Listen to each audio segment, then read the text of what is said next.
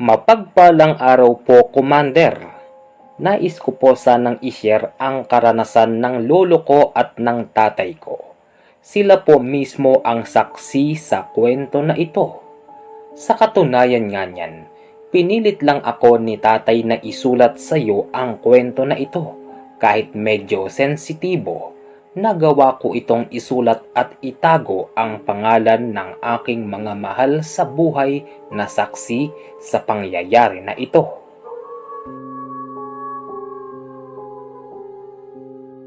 Si Lolo Joe, yung taong ayaw na minamaliit ng kung sino. Kaya ang nangyayari, Commander, kahit mahirap na trabaho ay pinapasok ni Lolo Joe. Isang araw, habang si Lolo Joe ay naglalakad, nakasalubong siya ng dalawang babaeng matanda. Ang wika ng isa sa mga ito, "Saan po kayo pupunta?" Dyan lang. Bakit po? Naghahanap po kayo ng trabaho. Opo eh. Bakit po? May ibibigay po ba kayo sa akin na trabaho? Tamang-tama po. Huling araw ko na po sa pinapasukan ko. Meron akong ibibigay sa iyo. Heto, itong lugar na ito, puntahan mo. Naghahanap yan ng trabahador. Sige po. Maraming salamat po. Ano nga ho palang pangalan nyo? Hindi na importante yun. Pumunta ka ngayon din. Mas malaki ang kikitain mo rito upang maiuwi mo sa iyong pamilya. Batid ko kasi sa iyo yung hirap na dinanas mo. Matanda ka na. Bakit nagtatrabaho ka pa? Kasi kahit sabihin na matanda na ako, kailangan ko pa rin gumalaw-galaw para yung mga buto ko ma-exercise man lang, at saka kawawa naman yung mga apo ko. Bakit? Anong silbi ng mga anak mo? Bakit ikaw pa ang bumubuhay sa mga apo mo? Kasi ganito yun. Yung mga anak ko naman wala namang pinag-aralan. At saka sa ngayon wala silang trabaho. Kaya ako na lang muna mag-isa ang kumakayod nang sa ganun hindi man lang masabi ng mga anak ko na ako ay wala ng silbi. Di ba? Sa bagay, tama ka. Kinabukasan, pinuntahan ni Lolo yung ibinigay sa kanyang address ng matandang babae. Nakita ni Lolo yung isang bahay na luma. Heto na yung address na hinahanap niya. Tao po!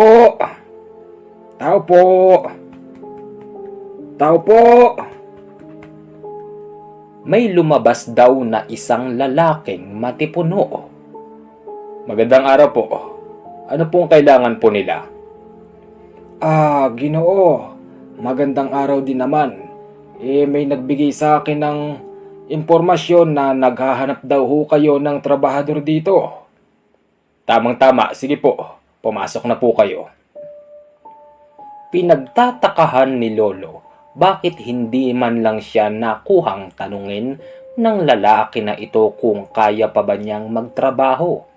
Kasi karamihan ng nakakatrabaho ni Lolo, maging yung amo niya, ay maaga siyang pinauuwi dahil nga matanda na ito at baka hindi na kayanin yung trabaho. Pagpasok ni Lolo sa lumang bahay, nagulat siya dahil yung mga nakikita niyang mga gamit ay mukhang gawa sa ginto. Amo, bossing, ang ganda naman ho pala ng bahay nyo. Kahit luma ng tignan sa labas, yung loob para akong nasa basta, napakaganda po. Maraming salamat po sa papuri. Kaya po ako naghahanap ng trabahador. Ito po ang magiging trabaho mo. Ano po yun? Wala kang ibang gagawin, kuya, kung hindi magbantay dito. Bantayan mo ang mga ginto namin dahil kami ng pamilya ko ay madalas kaming wala rito. Madalas kaming pumupunta sa Maynila dahil andoon ang mga negosyo namin. Dito sa loob ng pamumuhay namin, hindi lang ginto ang meron dito. Meron din dito mga pera at marami pang iba. Ibibigay ko sa iyo ang buong tiwala ko. Aasahan ko na hindi mo kami nanakawan. Amo, pasensya na po kayo pero baka po hindi ko matanggap yung gusto nyo. Bakit? Mahirap bang magbantay ng kayamanan? Hindi naman po, ang iniisip ko lang. Bakit po itong mga ginto nyo hindi nyo ilagay sa safe na lugar? Yung hindi mapapasok ng mga masasamang tao. Kung ganun ho, tinatanggihan nyo ako, ganun po ba? Hindi naman po sa ganun. Nagpapayo lang po ako sa ganun po yung mga importante po dito hindi mawala. Kung ganun kuya, sige. Kung hindi mo tatanggapin, okay lang, makakaalis ka na. Amo, sige po tinatanggap ko na po. Good, sige. Bibigyan kita ng paunang bayad sa loob ng 1 taon. Heto ang sahod mo. May ibinigay daw kay Lolo yung lalaki na amo niya. Ang ibinigay sa kanya, Commander, ay isang gold bar. Maniwala ka po o hindi, inuwi ni Lolo yung gold bar na ito sa bahay nila. Nung makita ito ni Lola, gulat na gulat si Lola at nagtatanong kung saan ba ito nanggaling. Saan to nanggaling? Binigay ng bago kong amo. Sinong amo? Yung amo ko. Hindi masabi-sabi ni Lolo yung pangalan ng amo niya dahil hindi sinabi ng amo niya kung ano ba ang totoong pangalan niya. Kinabukasan, dala na lahat ni Lolo yung mga gamit niya. Saan ka pupunta? Bakit dala mo lahat ng gamit mo, Joe? Pasensya ka na. Kasi ang gustong mangyari ng amo ko, dito muna ako titira sa bahay niya. Bali, uuwi naman ako buwanan. Sige, ihahatid na kita. Hindi, wag na. Alam mo naman, yung amo ko medyo sensitibong tao. Ang gusto niya walang makakaalam na doon ako nagtatrabaho. Sige. Nung pumunta na si Lolo sa bahay ng kanyang amo, hindi niya alam na itong si Lola at yung tatay ko ay sinusundan si Lolo. Nakita nila si Lolo na pumasok sa kagubatan. Sinundan ito ni tatay at ni Lola. Gulat na gulat sila nung biglang magsalita si Lolo sa tapat ng napakalaking puno na hindi ko pwedeng idetalye sa iyo, Commander, kung ano bang klaseng puno ang tawag dito. Boss! Amo! Andito na po ako. Nung sabihin daw yun ni Lolo, humakbang ito ng 1 beses. Kitang-kita nila na tumagos si Lolo sa isang malaking puno. Teka, saan nagpunta yun? Ang sabi naman daw noon ni tatay, hindi ko nga alam na Ano ba nangyayari kay tatay? Ewan ko. Inikot-ikutan nila tatay at ni Lola yung puno na ito, pero wala silang makita na daanan, kaya nabwisit si tatay at si Lola, pinagbabato yung punong malaki. Tapos sigaw ng sigaw si Lola na lumabas ka dyan, Joe. Paulit-ulit na ganon ang sinasabi ni Lola hanggang sa wala namang lumalabas na Joe. Walang nagawa si tatay at si Lola kung hindi umuwi na lang. Lumipas ang 1 buwan, naging usap-usapan si Lolo sa barangay. Bakit daw hindi na ito nagpapakita sa lugar? Ikinakatwiran na lang ni tatay at ni Lola sa mga tao na si Lolo ay pumunta sa ibang probinsya upang magtrabaho. Pero buo ang paniniwala ni tatay at ni Lola na si Lolo ay mukhang kinuha ng engkanto. Makalipas ang 1 buwan pa, heto na at nagpakita na si Lolo. Magandang araw! Ha? Ano, kamusta kayo? Bungad na sabi ni Lolo sa tabing tindahan ng bahay nila. Meron doon mga tao, masama ang tingin kay Lolo at tila ba nagtataka ang mga ito kung saan nanggaling si Lolo. Yung isa rito, nagtanong pa kay Lolo, ang wika nun. Saan ho ba kayo nagpupunta, Lolo Joe? Ay, dyan lang nagtatrabaho. Bakit? Saka teka, bakit ba ganyan kayo makatingin sa akin? Para kayong nakakita ng multo. Tata Joe, ang tagal mo na wala 2 buwan? Tumatagal ka pa ba ng ganong katagal sa trabaho? May edad na ho kayo. Dapat, dito na lang kayo sa bahay nyo. Anong? 2 buwan? 1 linggo lang. Sabi nga ng amo ko 1 buwan daw ako dapat mamalagi sa bahay niya. Tay! Andyan na ho pala kayo. Pasok na po kayo. Tinawag ng tatay ko yung lolo ko pagpasok nito sa bahay. Tay, saan ba kayo nanggaling? Hindi ba nagpaalam ako sa inyo na magtatrabaho ako sa amo ko? Babantayan ko yung mga ginto niya. Shh, huwag kayong maingay ha. Ito, binigyan pa ako ng amo ko. Tignan nyo, pira-pirasong ginto. Teka, asan na ba yung unang ginto na inuwi ko rito? Tay, andun lang nakatabi. Alam mo taya, nahihiwagaan kami sa inyo Abay, nung sinundan namin kayo ni nanay, pumasok kayo sa malaking puno. Tumatawag pa nga kayo doon ng tao po.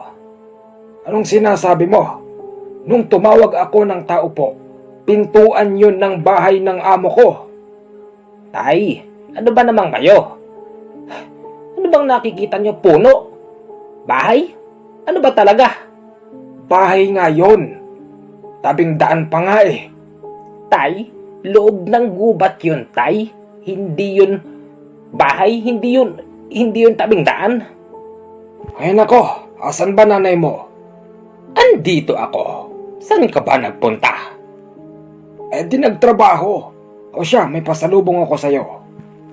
Nung ibigay daw ni Lolo kay Lola yung dala niyang ginto, nagulat na naman si Lola sabay sabing, "Hindi ko ito matatanggap. Ikaw Joe, tigilan mo na yang kahibangan mo. Mukhang naeengkanto ka." Anong engkanto? Mabait yung mga amo ko. Wala nga sila sa bahay araw-araw Sa loob ng 1 buwan, 1 beses ko lang sila nakikita. Pero ganun pa man, yung mga binabantayan ko doon ni minsan hindi ko pinagnakawan.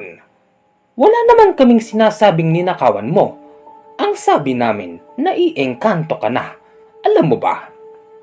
Kung ano-ano na lang ang dinadahilan namin sa mga tao rito na kung saan ka nagtatrabaho.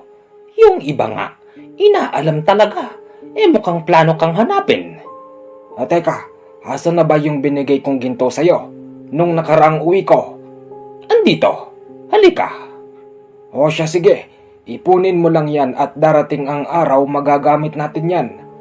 Joe, huwag kang masyadong magpaalipin sa pera. Hindi maganda yan. Tumanda na tayo ng ganito. Huwag kang maghangad ng kung ano-ano. Ano bang sinasabi mo? Anong alipin ng pera? Ginagawa ko ito para sa mga apo ko. Ay, sige bahala ka. Baka isang araw magulat na lang kami Wala ka na.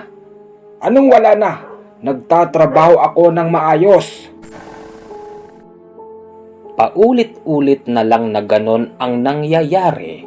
Uuwi si Lolo makalipas ang 2 buwan hanggang sa kahuli-hulihang pag-uwi ni Lolo, ibinalita niya kila tatay at kay Lola. Hindi na ako babalik sa trabaho ko. Bakit? Hindi ka naman namin pinipigilan. Kasi yung amo ko hindi na nagpakita. Tay, anong ibig mong sabihin? Hindi ko alam Basta iba yung pakiramdam ko. Baka patay na yung amo ko baka mamaya mapagbintangan pa ako na ninanakaw ko yung mga ginto niya. Tay, pwede mo ba akong isama doon? Oo nga. Pwede mo ba kaming isama? Oh, sige. Pero wag mo na ngayon ha. Sa isang araw na lang. Bago dumating yung araw na pagsasama ni Lolo kila tatay at lola sa bahay ng kanyang amo, pumunta muna si Lolo sa mga kaibigan niya tapos nakipag-inuman ito. Purong mga matatanda yung kainuman ni Lolo base sa kanyang mga kwento. Pare! Happy birthday! Ilang taon mo na ba pare ngayon? Eto pare, 80 na mahigit. Ikaw ba pare? Magkasing edad lang tayo. Mabuti na lang at buhay pa tayo eh. Pero alam mo pare, hindi man lang natin dinanas na magkaroon man lang ng masarap na buhay. Nakakalungkot ano pare. Ayos lang yun pare. Ang importante, buhay pa rin tayo at saka wala tayong ginagawang masama. Siya nga pala pare, saan ka ba nagsususuot ha? Kay tanda-tanda mo na kadalang ka pa namin makita. Eto pare, kahit paano nagtatrabaho pa din ako. Ano bang trabaho mo pare? Alam mo na yung trabahong tamad. Ano nga yun pare? Yun, nagbabantay lang ako ng bahay. Ganun ba? Mukhang asensado na tayo Tignan mo nga pare yung suot mo. Wala ka namang ganyan nung araw Ito'y binigay sa akin to ng amo ko pero hindi na ako babalik doon. Sabi kasi ng amo ko, ito na raw ang huling araw ko doon kaya nagpaalam na rin ako. Si Lolo ay nangangatwiran na lang sa mga kapwa niya matatanda kung saan ba talaga siya nagtrabaho, pero pansin ng mga ito na si Lolo ay mukhang may pagbabago mula sa pananamit hanggang sa sapatos. Nung araw, Commander, hindi naman uso ang porma sa mga ganitong handaan, kaya kapansin-pansin si Lolo ng iba pang mga tao. Pare, hoy, lasing ka na yata pare. Ay hindi, hindi pa ako lasing. Iinom pa tayo ito marami pa akong pangbili. Pare, mukhang mukhang nasobrahan ka na yata. Baka hanapin ka ni Maring yan. Hindi, inom pa tayo, may pera pa ako dito Si Lolo ay pinagbibigyan na lang ng kanyang mga kaparehas na matatanda.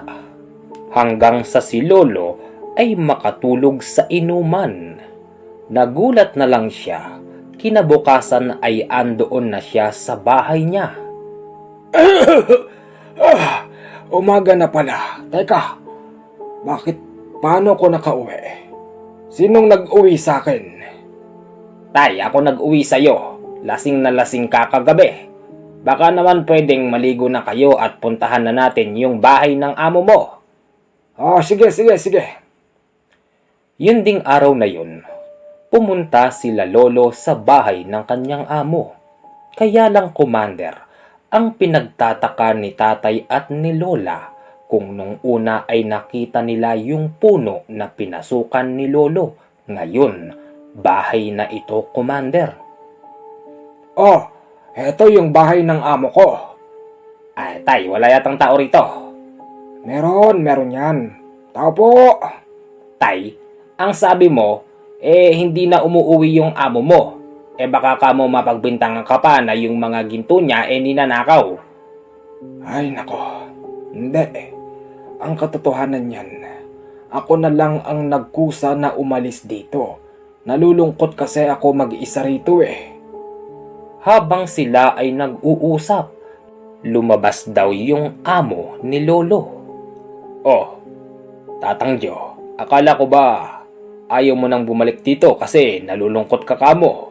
Tsaka sino tong mga to? Hindi ba usapan natin na hindi ka na babalik dito lalong-lalo na pag may kasama ka na ibang tao? Ay amo kasi ayaw maniwala ng pamilya ko na dito ako nagtatrabaho sa inyo. Ganun ba? Total nandito naman na kayo. Sige, pasok na kayo. Pagpasok nila tatay, nagulat siya sa mga nakita niya dahil yung bahay na luma ay punong-puno ng mga ginto. Mukhang nagulat ho yata kayo sa inyong mga nakita. Boss, amo? Bakit ang dami pong ginto rito?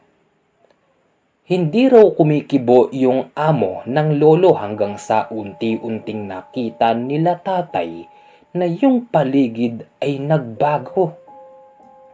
Yung paligid kanina na puno ng ginto ay nakita nila na lumawak ng lumawak hanggang sa nakakita sila ng mga naglalakihan na mga building. Teka, tay, asan tayo, tay? Hindi ko alam bakit biglang nagbago yung paligid, amo. Alam nyo, ang katotohanan yan, andito kayo sa aking kaharian. Amo, bakit hindi ko po yata ito nakita nung ako ay nagtatrabaho pa rito? Joe, alam mo, ngayon ko lang sasabihin sa iyo na ako ay isang engkanto. Sinubukan lang kita. Tinignan ko kung gaano katapat ang iyong pagkatao. Batid ko ang hirap na dinanas mo mula pagkabata. Matagal ko nang alam ang pamumuhay mo. Ngayon, nasubukan ko na kung gaano ka katapat. Kaya kita pinili na makapasok dito kasama ang iyong pamilya dahil sa kagustuhan kong bigyan ka ng kaunting kayamanan. Ito ay walang kapalit. Itatak nyo sa isip nyong tatlo na hindi porket engkanto ay masama. Talaga po ba? Oo naman, Joe. Sige, makakauwi na kayo. Hindi kayo matutulad sa ibang mga tao na aksidente ang pagkapasok dito. Makakauwi na kayo at pag-uwi nyo, makakakita kayo ng magandang sorpresa sa bahay nyo.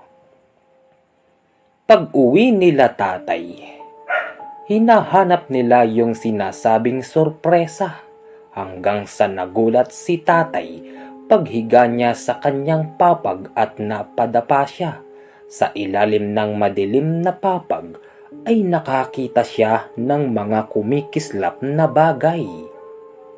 Agad na pinuntahan ni tatay yung ilalim ng papag. Dito niya nakita yung kalahating sako ng mga ginto. Maniwala po kayo o hindi, totoong ginto ito, Commander. Tuwang-tuwa si tatay at si lolo maging si lola. Dito nila napatunayan na ito ay talagang pinagkaloob sa kanila ng engkanto. Kaya lang mukhang merong kapalit dahil yung kapatid ni tatay na nagtatrabaho sa ibang probinsya ay hindi na nila nakita pa kahit kailan.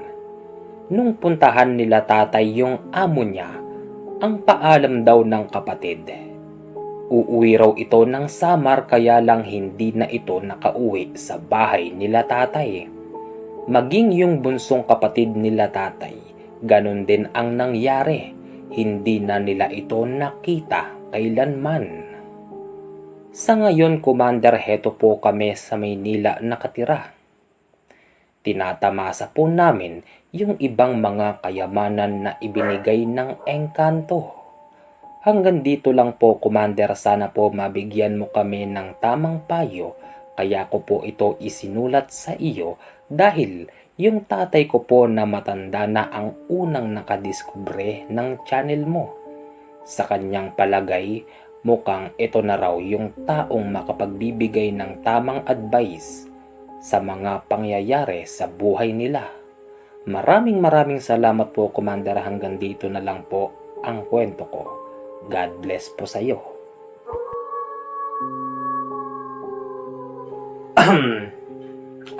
Una po sa lahat, napansin niyo po ba yung aking pagnanarit?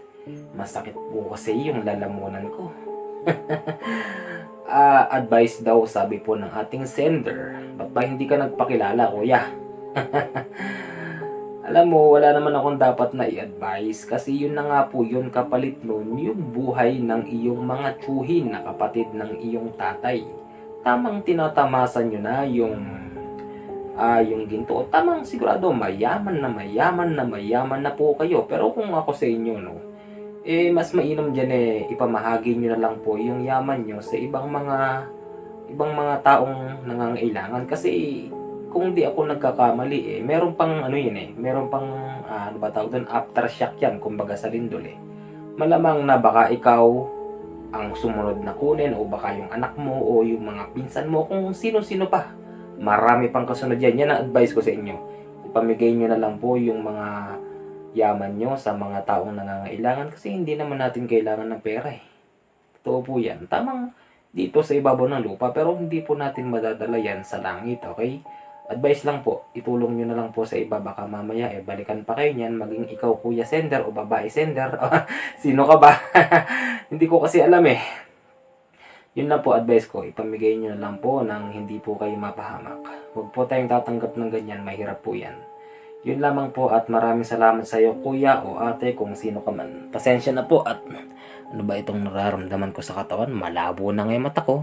Mukhang lalagnatin na naman ako. Diyos ko.